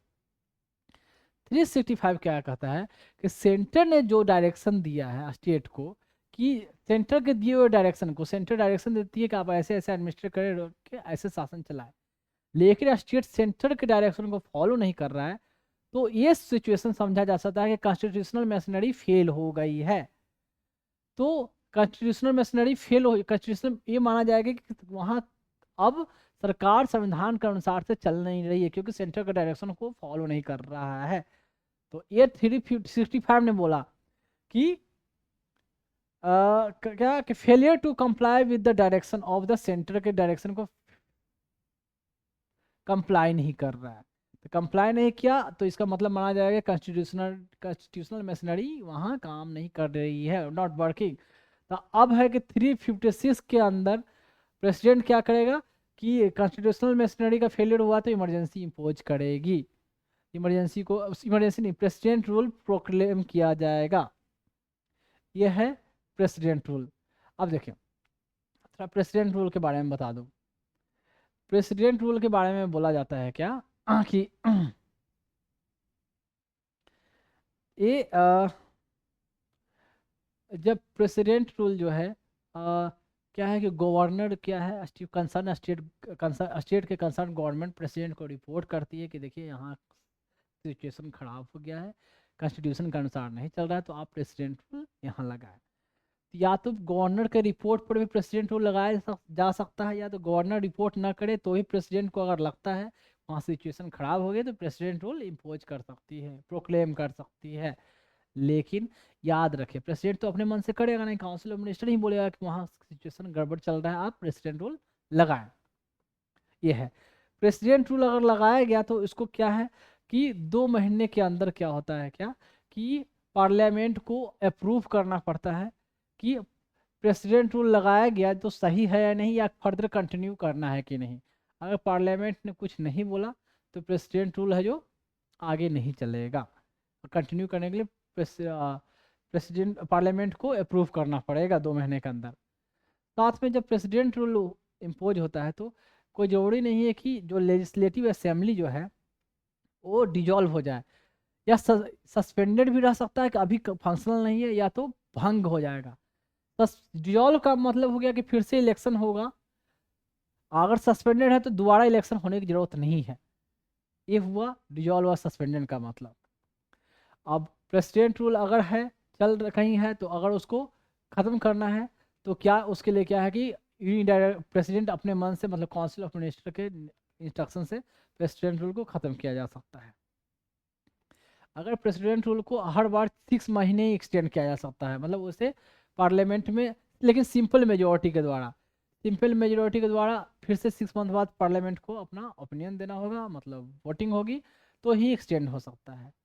लेकिन याद रहे 1 साल से ज़्यादा अगर एक्सटेंड होना है तो वो ग्रांट तभी एक्सटेंड हो सकता है जब या तो कंट्री में इमरजेंसी लगी हुई हो, या उस स्टेट में इमरजेंसी हो, या तो इलेक्शन कमीशन से ओपिनियन ले जाएगा क्या इलेक्शन कंडक्ट करवाया जा सकता है कि नहीं उस स्टेट में।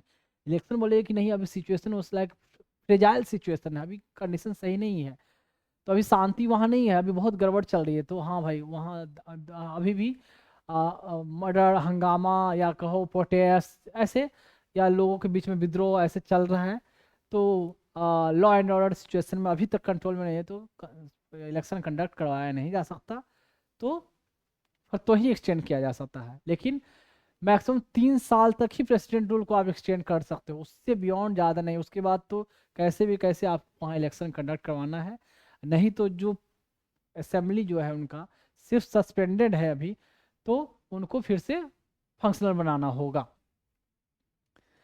प्रेसिडेंट रूल के टाइम में जो भी फंडामेंटल राइट दिया गया है वो सब जैसे है एज इट इज रहेंगे, उसमें कोई कमी नहीं होगी, जैसे नेशनल इमरजेंसी में हो जाता है।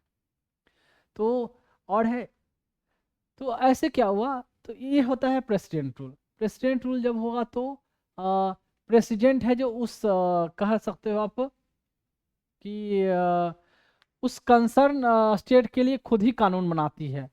लेकिन जब वो कानून खुद बनाएगी अगर, या तो पार्लियामेंट भी बना सकता है कानून उसके लिए। जब प्रेसिडेंट बनाएगा कानून तो कम से कम क्या है कि वहाँ के जो उस कंसर्न स्टेट के जो एमपी हैं उनसे डिस्कस करके लॉ इनेक्ट करता है प्रेसिडेंट। ऐसे है प्रेसिडेंट रूल में। और जो भी एग्जीक्यूटिव डायरेक्शन अगर जो देना है तो फिर क्या है, गवर्नर के जरिए रूल किया जाता है। जैसे बिहार में एक बार प्रेसिडेंट रूल लगा तो उसमें बूटा सिंह थे गवर्नर, तो वो चीफ मिनिस्टर की तरह जो काम करना वो गवर्नर का काम हो जाता है। तो गवर्नर को हेल्प करने के लिए क्या, बाकी जो वहाँ के जो सेक्रेटरी रहते हैं, चीफ सेक्रेटरी, ये चीफ सेक्रेटरी कहो या अदर जो भी सेक्रेटरी रहे, वो उनको हेल्प करने के लिए रहेंगे ही। तो ये है प्रेसिडेंट रूल में। अब देखिए और कुछ प्रेसिडेंट रूल के बारे में मैं बता दूं। अ, अ, अब है कि सुप्रीम कोर्ट ने क्या है कुछ गाइडलाइन भी रखा है कि प्रेसिडेंट रूल कब आप लगा सकते हो और कब नहीं लगा सकते हो। डिफरेंट डिफरेंट जजमेंट ने ये गाइडलाइन दिया। जैसे मैं बता दूं कि जैसे कि 1976-7 में जब मोरारजी देसाई की गवर्नमेंट आई, तो बहुत सारे स्टेट में जो कांग्रेस का गवर्नमेंट थे वहाँ प्रेसिडेंट रूल लगा दिया। क्यों? कि आपने लोकसभा के इलेक्शन में अच्छा परफॉर्म नहीं किया, यानी यहाँ के लोग आपसे खुश नहीं हैं, you are not feeling the wishes of the people. तो लोगों में आपसे खुशी नहीं है, तो आपके गवर्नमेंट यानी सेंटर में आपका गवर्नमेंट नहीं आया, तो सेंटर में वोटिंग हुई तो नहीं आपको वोट दिया, यानी स्टेट में भी आपसे खुश नहीं है, तो यहाँ इमरजेंसी रूल, यहाँ प्रेसिडेंट रूल। 1980 में 1980 में जब मोरारजी देसाई का गवर्नमेंट गई, कांग्रेस किया, तो कांग्रेस ने क्या किया, जहाँ जहाँ अपोजिशन वाले गवर्नमेंट थे वहाँ प्रेसिडेंट रूल। बाद में ये सिलसिला बहुत चर्चा चलता रहा। तो मैटर बाद में फिर सुप्रीम कोर्ट में पहुंचा। ये जो एसआर बोमई वाली जो जजमेंट है ये मैं पहले भी बता चुका हूँ।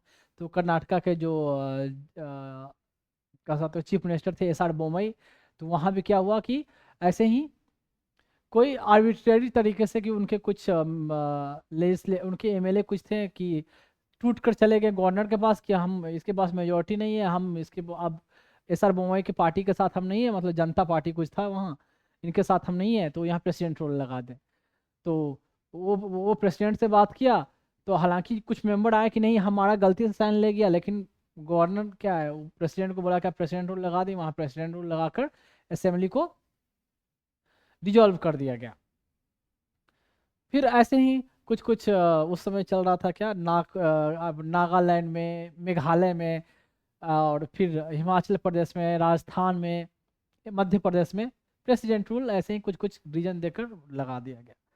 तो बोमाई वाले जजमेंट में क्या होता है कि सुप्रीम कोर्ट बोलती है कि देखिए कि वहाँ जो शुभ लगा उसमें क्या लगाया था कि बाबरी मस्जिद का डिमोलिशन हुआ, तो वहाँ लॉ एंड ऑर्डर सिचुएशन बहुत ख़राब चल रहा था 3 एमपी में और राजस्थान में और हिमाचल प्रदेश में। और वहाँ कहा गया था कि सेंटर का डायरेक्शन था कि जो रीजनल ऑर्गेनाइजेशन है उन पर कंट्रोल करे, कोई स्टेटमेंट न दें, इधर उधर जुलूस न निकालें, ऐसे ऐसे। लेकिन स्टेट सुन नहीं रहा था, तो वहाँ प्रेसिडेंट रूल इस आधार पर लगाया गया। तो सुप्रीम कोर्ट ने जजमेंट दिया कि सेकुलरिज्म देश का फीचर है, कॉन्स्टिट्यूशन का फीचर है, वहाँ लगाया गया जो वैलिड है चलेगा, क्योंकि उन लोगों ने सेंटर के डायरेक्शन को फॉलो नहीं किया, सेंटर सेकुलरिज्म को फॉलो करवा रही थी, तो वहाँ वैलिड मान लिया, नल एंड वाइड नहीं किया, लेकिन अपहेल्ड कर दिया। लेकिन कर्नाटका और ये 3 वाले जो है मेघालय और नागालैंड वाले में, यहाँ जो प्रेसिडेंट रूल लगाए गए थे उसको नल एंड वाइड किया गया, और जिनकी असेंबली जो थी उनको फिर से फंक्शनल कर दिया गया, जो गवर्नमेंट इनकी थी उनको बरकरार रख दी गई। तो ऐसे थी एसआर बोमई वाले जजमेंट में। फिर ऐसे ही कहा गया कि जुडिशियल रिव्यू इसका प्रेसिडेंट रूल लगाते हो तो इसका एक फीचर है, हम कर सकते हैं। फिर डिफरेंट डिफरेंट जजमेंट में सुप्रीम कोर्ट ने गाइडलाइन रखा कि अगर कहीं आप प्रेसिडेंट रूल लगाते हो तो अगर कहीं पहले उसके लिए प्रोविज़न क्या है कि कोई डायरेक्शन नहीं फॉलो कर रहा है तो उसका ग्राउंड आप मेंशन करेंगे, कोई मेजर ग्राउंड हो, ऐसे नहीं कि छोटे मोटे ग्राउंड पर आप हो कि ये डायरेक्शन नहीं फॉलो कर रहा है। हम वहाँ बोले हैं कि वेस्ट बंगाल में गवर्नमेंट को बोला मैंने कि भाई सिंपल सा कि सिंपल सा मैं कुछ एग्जांपल देता हूँ कि आप है जो लोगों में राशन बंटवाइए, ये राशन नहीं बंटवाए हैं तो हमारा डायरेक्शन फॉलो नहीं किया तो वहाँ प्रेसिडेंट रूल लगा दिए। ये कोई नहीं मतलब होता है कहने का मतलब। कोई मेजर ग्राउंड होना चाहिए, वो ग्राउंड आपको मेंशन करना है तो ही प्रेसिडेंट रूल लगा सकते हैं। कॉन्स्टिट्यूशनल मशीनरी फेलियर का भी आपको दिखाना है जैसे कि बहुत बड़ा law and order situation control में नहीं आ रहा हो, आपने स्टेट को डायरेक्शन दिया, टाइमिंग दिया 14 दिन 15 दिन जो भी, फिर भी वो नहीं कर रहे हैं कंट्रोल, तो आप लगा सकते हो। मेजर कह सकते हो कि आप इकोनॉमिकल लॉस ऐसा लग रहा है या आ, आ, कहीं ना कहीं है जो लार्ज लेवल पर पब्लिक अफेक्टेड हो रही है तो उस आधार पर लगा सकते हो प्रेसिडेंट रूल। अगर प्रेसिडेंट रूल लगाने से पहले क्या है कि अगर उनके पास मेजोरिटी नहीं है तो सपोज आपको पता चला कोई मंत्री उनके खुद मेंबर एमएलए कट गए, उनका सपोर्ट छोड़ दिया, तो उनको टाइमिंग दो का फ्लोर पर टेस्ट कीजिए, मतलब वहाँ विधानसभा में आप टेस्ट करवाइए, फ्लोर टेस्ट करवाइए आपके मेजोरिटी है कि नहीं, ऐसे किसी के बोलने से नहीं वहाँ प्रूव होता है कि नहीं है तो भी प्रेसिडेंट रूल नहीं लगा सकते।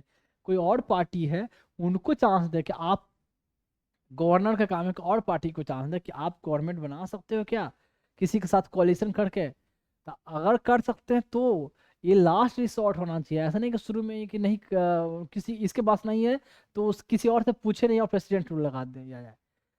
तो एक ग्राउंड तो कॉन्स्टिट्यूशन मशीनरी फेलियर में कॉन्स्टिट्यूशन का जो इंस्ट्रक्शन है स्पेशल आपको बताना है ये। तो ये ऐसे है प्रेसिडेंट रूल का। अब फिर वैसे ही बोला गया कि ऐसा नहीं है कि जैसे जो आप 77 में 80 में लगा रहा था कि लोकसभा में अगर वो परफॉर्मेंस पुअर परफॉर्मेंस रहा उनका इलेक्शन में तो आप इस ग्राउंड पे लगा दो प्रेसिडेंट रूल कि भाई इनको लोग सपोर्ट नहीं कर रहे हैं तो कहीं ना कहीं लोगों का विश पूरा नहीं कर रहे हैं तो आप प्रेसिडेंट रूल लगा दो। ऐसा नहीं है, कहीं कोई कोई मिनिस्ट्री अगर करप्शन में इन्वॉल्व हो गया कहीं का, वो भी ग्राउंड नहीं होना चाहिए कि एक मिनिस्ट्री करप्शन में इन्वॉल्व है तो वहाँ कॉन्स्टिट्यूशनल मशीनरी फेलियर है, नहीं। तो वो भी कोई ग्राउंड नहीं होना चाहिए। कोई मेजर ऐसा लगे तो ऐसा मेजर ग्राउंड पर, ये कोई मेजर ग्राउंड नहीं है, लेकिन उसके अलावा ही बहुत सारे जो मैटर हैं क्लियर नहीं है तो तभी ऐसा है तो बार बार सुप्रीम कोर्ट में जाते हैं लोग, वहाँ जुडिशियल रिव्यू होता है, चाहे हाई कोर्ट में जाते हैं रिव्यू करते हैं कि भाई सही में ये ग्राउंड था या उस लायक नहीं, बड़ा ग्राउंड है कि नहीं, बड़ा ग्राउंड है छोटा ग्राउंड कॉन्स्टिट्यूशन में मेंशन नहीं है। अगर ऐसे लेवल पर कुछ डिस्कशन आएगा तो मैटर कहाँ जाएगा, कोर्ट में। वो जुडिशरी रिव्यू करेगी और उसके हिसाब से फिर आएगा कि हाँ। अभी रिसेंट में क्या हुआ था यहाँ क्या बोलते हैं महाराष्ट्र में शिवसेना की जो गवर्नमेंट थी ना तो उनका कुछ थे कि फैक्शन कुछ टूट गए और चले गए किसी और पार्टी के साथ बीजेपी के साथ। और अ, तो गवर्नर गवर्नर को जैसे था कि पता चला है कि हाँ भाई अब इनको सपोर्ट नहीं रहा तो उस सपोर्ट फ्लोर टेस्ट से पहले ही किसने, शिवसेना ने, मतलब उद्धव ठाकरे ने रेजिग्नेशन दे दिया।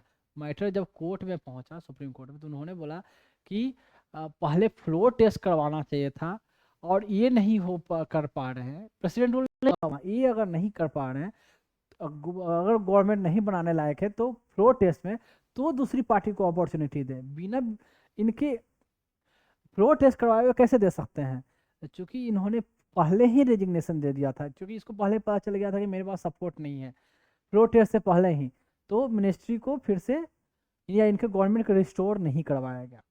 कुछ कुछ ऐसे स्टेट में हुए हैं जहां बिना फ्लोर टेस्ट किए हुए प्रेसिडेंट रूल लगाया जा रहा था। तो कुछ गाइडलाइन है, तो जो मैंने कुछ गाइडलाइन बताया प्रेसिडेंट रूल में होता है क्या है ये बता दिया। अब देखें ये जजमेंट है वो भी मैंने बता दिया, और कुछ बचा, इतना है प्रेसिडेंट रूल के बारे में। बाकी प्रेसिडेंट रूल प्रेसिडेंट में पढ़ाऊंगा, प्रेसिडेंट रूल इमरजेंसी तो वहाँ चर्चा होगा, इतना तक अभी तक के लिए इतना ही। देख लेता हूँ फिर भी। तो टॉपिक खत्म होने के बाद मैं बता दूं, थोड़ा सा मैं अपने चैनल के बारे में कोई प्रमोट एडवर्टाइज नहीं कर रहा, बस थोड़ा सा बताना पड़ता है। ये हमारे चैनल जो आप यूट्यूब पर जो देख रहे हो उसका तो नाम ऑलरेडी पता चल गया होगा, तभी आप खोल कर देख रहे हो। तो ये यूट्यूब पर चैनल इस नाम से है, और मेरी जहाँ भी लोगो होगी हमारा तिरंगा वो होगा। फेसबुक पे, ट्विटर पे जिसको एक्स बोलते हैं, या यूट्यूब पे या इंस्टाग्राम, वेरी वन। तो इसकी जो आईडी होगी इस नाम से देख सकते हैं, ऐसे इसे सर्च कर सकते हैं। क्या है, @Dr.Vikas IAS, ठीक। एंड नेक्स्ट चलते हैं, और जैसे सब लोग बोलते हैं या एज यू विश, जैसे फॉलो करो, क्या बोला जाता है, like subscribe and follow, something something like that, तो योर विश। अगर अच्छा लगे तो ही करेंगे, अगर बेनिफिट हो रहा है तो ही करेंगे, कोई कंपलसरी, कोई दबाव ऐसा नहीं है, ठीक है। खुद अगर लगा कि हाँ हमने समथिंग डिफरेंट अचीव किया, कुछ मुझे अच्छा मिला, देन ओनली, कोई कंपलसरी नहीं है। और जो मैंने कोशिश की है बेस्ट से बेस्ट देने की, मैंने अपने बच्चों के लिए कोशिश की है। और ये इंस्टाग्राम का है, तो इंस्टाग्राम का ये लोगो, जैसे यहाँ यूट्यूब का लोगो था, ये इंस्टाग्राम का लोगो है। और जो हमारी जो आईडी है ये पता नहीं है, थोड़ा आगे पीछे हो गया है, इसमें एक साथ होनी चाहिए था, पता नहीं, मैं स्लाइड में करता हूँ तो ये आगे पीछे हो जाता है, मैंने पहले भी बताया है। तो एक साथ में ही होगी, Dr.Vikas_IAS। तो ये रहेगा आपका इंस्टाग्राम पर। हालांकि यूट्यूब, इंस्टाग्राम जितने भी हैं सब लिंक किया हुआ है, तो एक से जाकर दूसरी जगह आप जा सकते हो। तो थोड़ा सा इसकी एक जगह कर लेंगे, ये अपन अप डाउन हो गया है। लैपटॉप में तो नॉर्मल दिखता है स्लाइड में, पर इसमें करने के बाद यहाँ ऐसे आ जाता है डिजिटल बोर्ड पे। तो ये चला जाए, ये एक बार कोड भी इंस्टाग्राम में शायद जनरेट होता है, इसलिए ऐसे है। तो बार कोड को स्कैन करके भी चाहे तो वहाँ पहुँच सकते हैं। तो ये वीडियो हर जगह अवेलेबल होगी, कुछ कुछ शॉर्ट जो बोलते हैं छोटे छोटे वीडियो भी डालना, तो वो सब डाला हुआ मिलेगा आपको। तो अगर स्कैन हो जाती है तो वीडियो से तो गुड। इसको थोड़ा मैं और जूम कर दूं, ये रहा इंस्टाग्राम का। अब देखेंगे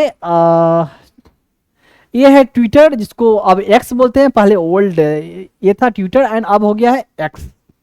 तो एक्स में जो हमारी अकाउंट है, ऐसे फॉर्मेट जो आपको दिखेगी, ऐसे इस तरीके से दिखेगा।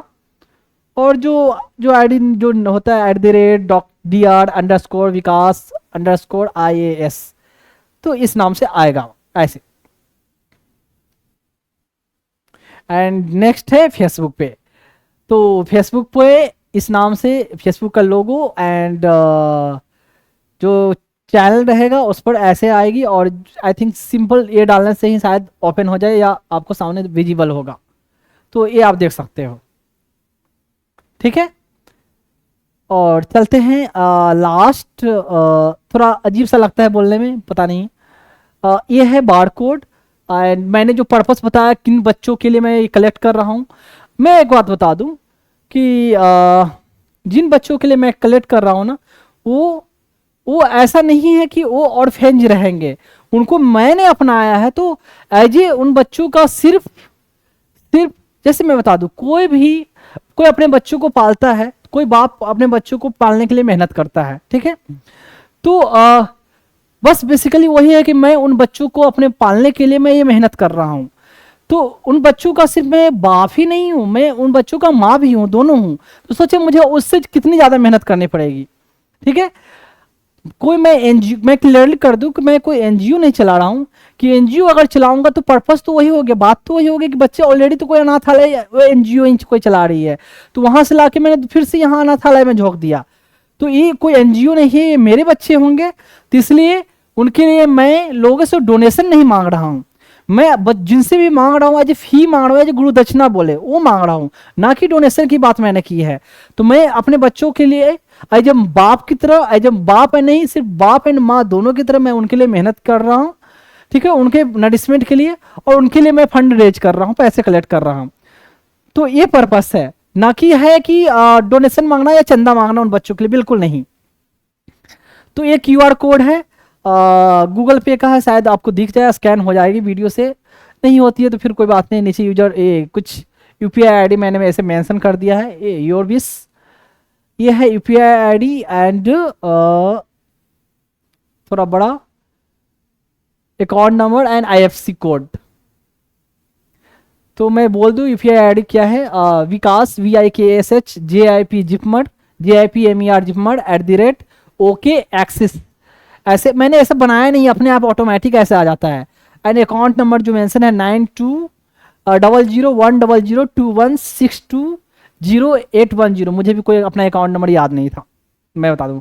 एंड आईएफएससी कोड वो भी मुझे याद नहीं है, वो भी है UTIB 003494, सॉरी 000 है, UTIB 003494, ये आईएफएससी कोड है। तो पर्पस बता दिया, आपकी विश बता दिया, जो भी हो। बाकी ये यहाँ तक ये, और फिर आगे धीरे धीरे ऐसे नेक्स्ट चैप्टर पर मैं चलता रहूँगा। तो ऑलरेडी मैंने कवर किया है, बताया है। एक बात और, पॉलिटी में आपको ज़्यादा कनेक्शन मिलेगा, एक चैप्टर से का लिंक बहुत से, पर जब मैं इकोनॉमिक्स पढ़ाऊंगा ना, उसमें रिलेटिवली थोड़ा कम लिंकिंग रहेगा, पर जहां लिंक रहेगा मैं थोड़ा थोड़ा इंट्रोडक्शन देकर चला आगे बढ़ूंगा। पर पॉलिटी में बहुत ज़्यादा लिंक है, तो एक चैप्टर के साथ बहुत सारे मल्टीपल चैप्टर कवर हो जाते हैं। ठीक है, क्लियर? तो डरना नहीं है, धीरे धीरे सब चीज़ हो जाता है, शांति से ध्यान से पढ़ना है। और मैंने ऐसे पढ़ाया है कि यहाँ तक कि बच्चा तक मैंने ऐसे पढ़ाया कि अगर 10th क्लास का बच्चा हो, अगर वो टाइम दे, ध्यान से देखे, आराम से फोकस करे, तो वो आसानी से समझ सकता है। ठीक है, तो आपको इसमें आपको सिर्फ इंटेलिजेंट की जरूरत नहीं है, साथ में आपको इसके लिए क्या है, पेशेंस की जरूरत है कि आप ध्यान से सुनो, बैठो, पढ़ो, तो ही आप समझ सकते हो। ठीक है, तो मैंने हर पहलू को जो मैंने बताया है कि हर एस्पेक्ट को मैंने कवर की है। तो यहाँ तक इतना, बाकी बहुत सारी डिटेल बाकी जब बीच बीच में तो आते ही रहता है, तो आगे मैं बताते रहूँगा, या अभी जो बताते रहूँगा ऑलरेडी कवर हो चुका है।